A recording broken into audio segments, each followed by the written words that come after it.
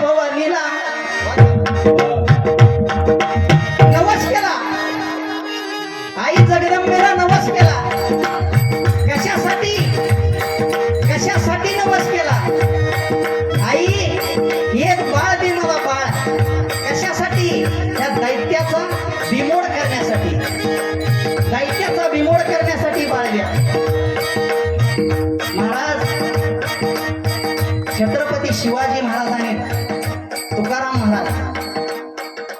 महाराज या भारत देशामध्ये आणि ह्या महाराष्ट्रासाठी भगवंतानं एक शास्त्र पाठविलं.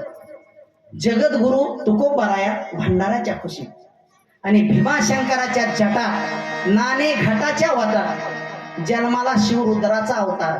ह्या सह्याद्रीच्या खुशीमध्ये शस्त्र जन्माला आलं छत्रपती शिवाजीराया. आणि भक्तानं सांगितलं, देवा तू धन्य आहेस. अभंगाचं तिसरं चरण. धन्य तुझा कृपा धन्य तुझा कृपा धन्य तुझा कृपा सिंधू मन पेला धन्य तुझा कृपा सिंधू मन पेला आपुला तो बोला साथकरी आपुला तो बोला साथकरी अंबरुची साथी जन्म होती अंबरुची साथी जन्म होती आपुला तो बोला साथकरी आपुला तो बोला साथकरी अंबरुची साथी जन्म होती अंबरुची साथी जन्म होती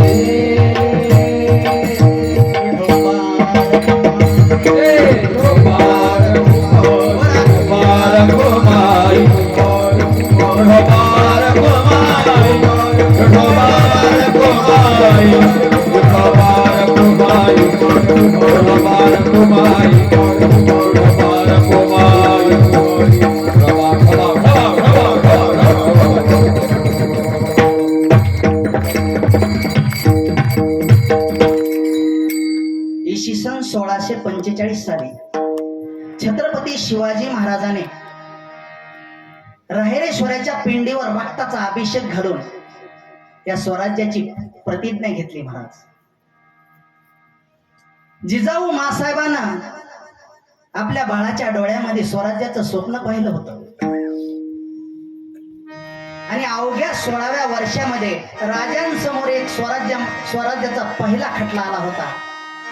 पुण्यापासून अगदी जवळ असणारं रांझे नावाचं गाव आहे आणि त्या गावचा पाटील होता बाबाजी भिकाजी गुजर पाटील. सकाळची वेळ आहे, 150 मावळे घेऊन राजे निघालेले. महादेवाचा भगवा ध्वज दिसला, त्या महादेवाच्या मंदिराला नमस्कार केला, सोबत आणलेली भाकरी न्यारी म्हणून केली. कुणीतरी गुळपाणी घेऊन आलं, पटकन ते प्राशन केलं आणि राजे निघाले. बरं का, शेतीचे बांध लागले. शेतामध्ये काम करता करता लोकांना साहित्य खाली ठेवलं आणि राजाला मुजरा केला. हर हर महादेव राज, जय भवानी राज, जय शंभू राज, हर हर महादेव राज. राजांना अभय मुद्रा द्यावी आणि तेवढ्यात एक किंचाळी राजेंच्या कानावर आली. वहीच थांबावं राज, राज वहीच थांबावं.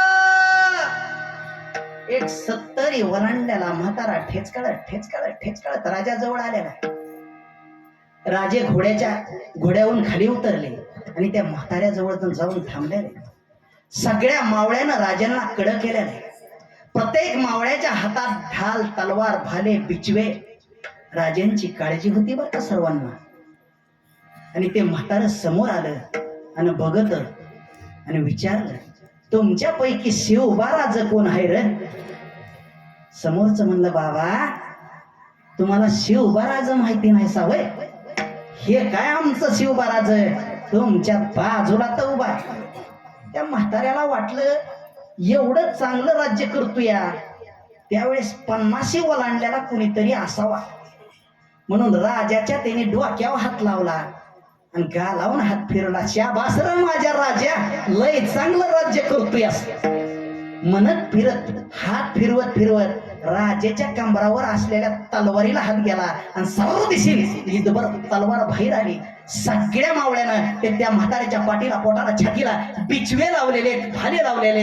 अरे आमच्या राजाच्या जीवावर उठतोय सोय.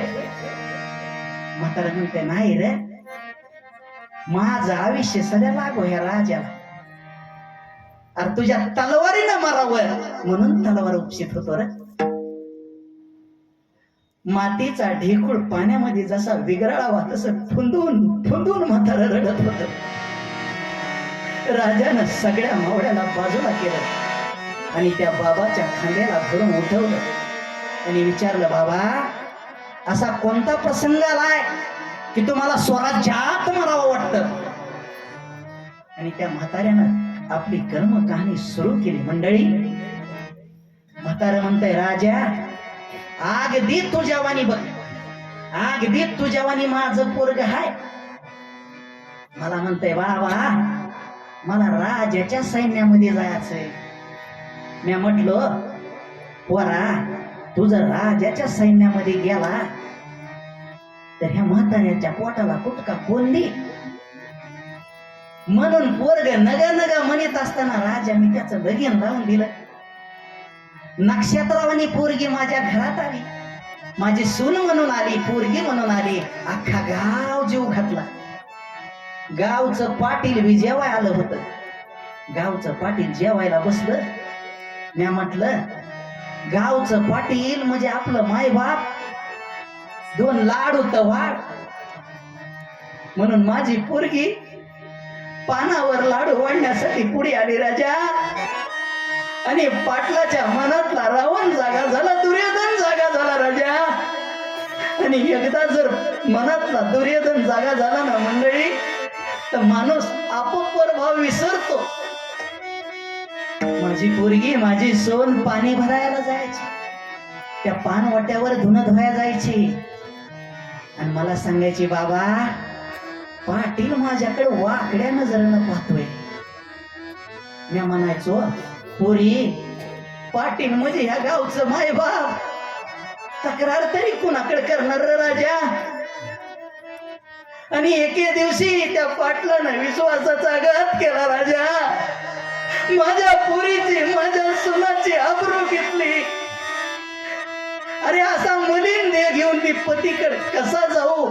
रातोरात पांडवामध्ये माझ्या पोरीनं सुनानं उडी घेतली. अख्खा गाव पांडवा कशी जमला राजा. मी आधी सकाळी आपली बैलजोडी घेऊन गेलो होतो. पाहिलं तर काहीतरी तरण ते दुसरा तिसरा कुणाचा देह नव्हता. माझी पोरगी होती, माझी सून होती. माझ्या पोराला वेळ लागलं. अरे याच्यापेक्षा मोगलाई लई बरी. हे ऐकलं राजाची तळपायाची आग मस्तकाला गेली. आणि राजा म्हणतात, संध्याकाळचे टोन पडण्याच्या आत मुसक्या बांधून पाटलाच्या घोड्याला उलट टाकून लाल महालाच्या चौकावर हजर कर. म्हाताऱ्या बाबाला सोबत घ्या आणि पाटलाला लाल महालाच्या चौकावर हजर करा. तानाजी मालुसरे पुढालं, होय राजा तसंच करतो. अरे तानाजी मालुसरे मध्ये हा सह्याद्रीचा सिंह होता. 3 तास जोर आणि बैठका आणि कुस्ती केल्याशिवाय अंगातली राग जात नव्हती पट्ट्याच्या.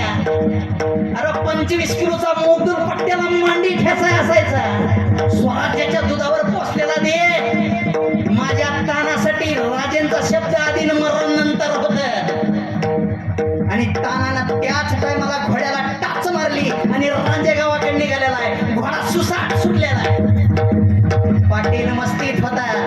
बैठकीमध्ये माणसं बसलेले आणि बैठकीतले माणसं म्हणतात, पाटील स्वराज्याची स्थापना झाली आहे आणि छत्रपती शिवाजी महाराज राजे. पाटील म्हणताय, अरे जा रे, आपण कोणत्या राजा बिजाला मानत नाही. ही वतनदारीन पाटील की आपल्याला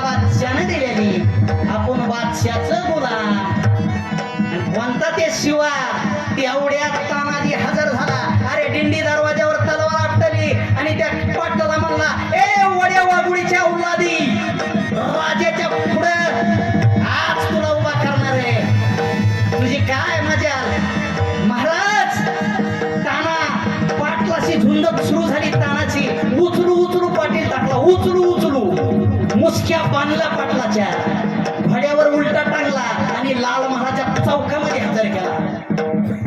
म्हातारे बाबा बाजूला उभा आहे, न्यायासनावर राजे बसलेले, जिजाऊ मासाहेब समोर आहेत. मंडळी, मी तुम्हाला स्वराज्याचा पहिला खटला सांगतोय. माझ्या राजाचं वय फक्त 16 वर्षाचं. 16वं वरीस डोक्याचं नाही मोक्याचं. आता म्हणी बदला, जो जिता कवर. कोण कुठला सिकंदर इथं आला ना आपल्याला लुटून गेला. अरे जो जिता वही छत्रपती शिवाजी राजे, जो जीता वही धर्मवीर संभाजी राजे, जो जीता वही पृथ्वीराज चौहान, जो जीता वही महाराणा प्रताप. किती देऊ बदला.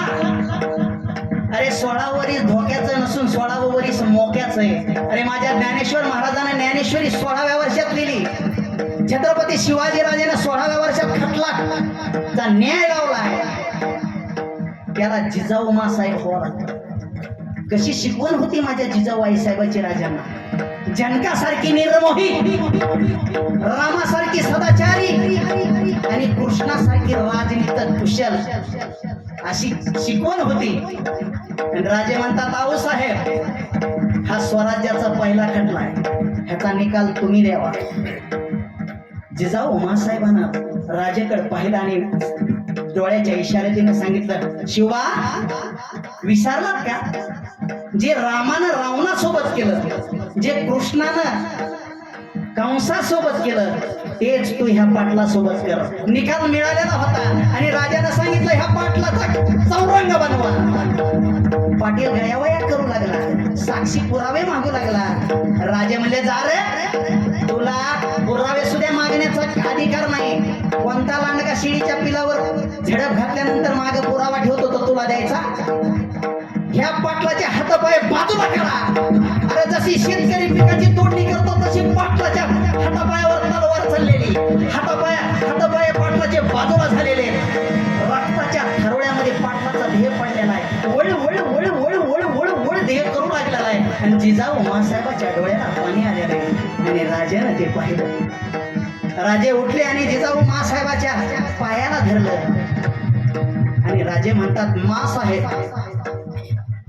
तुम्ही मला ह्याला ठार मारण्याची शिक्षा द्यायला सांगितली होती. मी ह्याचे हातपायच तोडले, म्हणून तुम्ही रागावलात का? नाराज झालात का? जिजाऊ मासाहेबाच्या डोळ्यातून पाण्याच्या धारा राजेंच्या डोक्यावर पडू लागल्या. मंडळी, आणि मासाहेब म्हणतात, राजे शिवबा, का असं केलं सांगाल का? राजे म्हणतात, आऊ साहेब, जोपर्यंत हा पाटील जिवंत आहे तोपर्यंत इच्छेनुसार हा मरू शकत नाही आणि इच्छेनुसार जगू शकत नाही. पण जोपर्यंत हा जिवंत राहील तोपर्यंत ह्या देशातल्या नराधमाला, रावणाला आणि कंसाला सांगत राहील, खबरदार, जर ह्या देशातल्या माय बहिणीच्या पदराला कोणी हात घालाल तर माझ्यासारखी अवस्था करणारा शिवाचा अंश या भारत देशामध्ये जन्माला आलाय हे कळावं म्हणून फक्त पाटलाचे हातपायच मी बाजूला केले. आऊ साहेब, फक्त पाटलाचे हातपायच बाजूला केले. त्यावेळेस राजेंचा पहिला अभिषेक जिजाऊ मासाहेबाच्या आनंद अश्रून होऊ लागला. आणि त्या राजाचं गुणगान आम्ही काय करणार?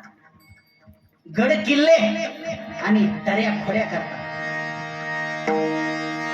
सह्याद्रीचा सिंह गरजतो, सिंह गरजतो, सिंह गरजतो. वर हात सगळ्याचे एका आवाजामध्ये टाळी लावायची पाहिजे.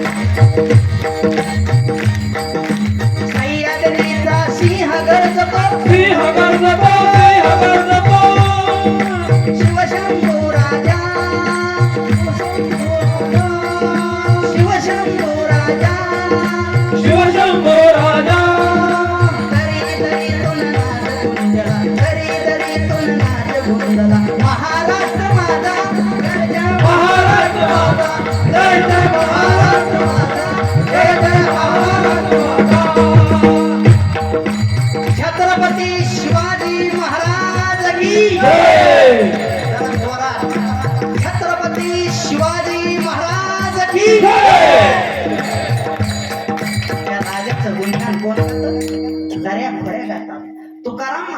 देवा ऋषी मुनी जपी तपी लोकांना त्रास चालू झालाय, अन्याय अत्याचार झाला, तू जन्माला ये. जन्माला तर आले नाहीत पण हे शस्त्र शास्त्र वाटून दिलं, वाट लावून दिलं आपल्याकडं. भक्त म्हणले देवा हा तू धन्य आहेस. मग तुकाराम महाराज म्हणले तुम्ही आमच्यासाठी सगळं केलं देवा, आम्ही तुमचं काय गुणगान गावा. तुमचं गुणगान 18 पुराण गाते. हे अभंगाचं शेवट. तुका म्हणे तुझं वरतीची पुराणे, तुका म्हणे तुझं वरतीची पुराणे, तुका म्हणे तुझं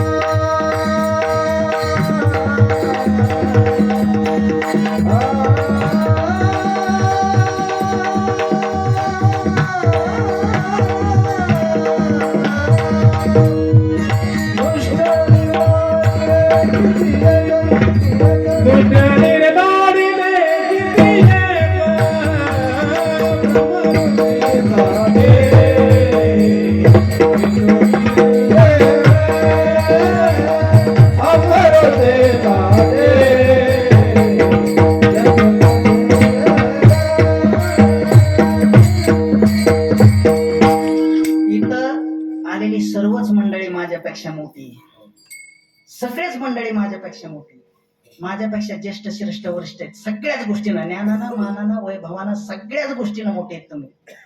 पण जेवढं काही चांगलं होतं ते माझ्या गुरुची देण आहे. जो काही एखादा कोणाला शब्द वाईट लागला असेल तर आपलाच माणूस आहे म्हणून जरा माफ करा. जर जमतच नसलं तर ते माझ्या पदरात आणून टाका, मी पण तळ्यात नेऊन टाकतो. मी ते कशाला घरी घेऊन. हा, झालेली सेवा ज्ञानोबा तुकोबा आणि पांडुरंग परमात्म्याच्या चरणी अर्पण. ज्ञानेश्वर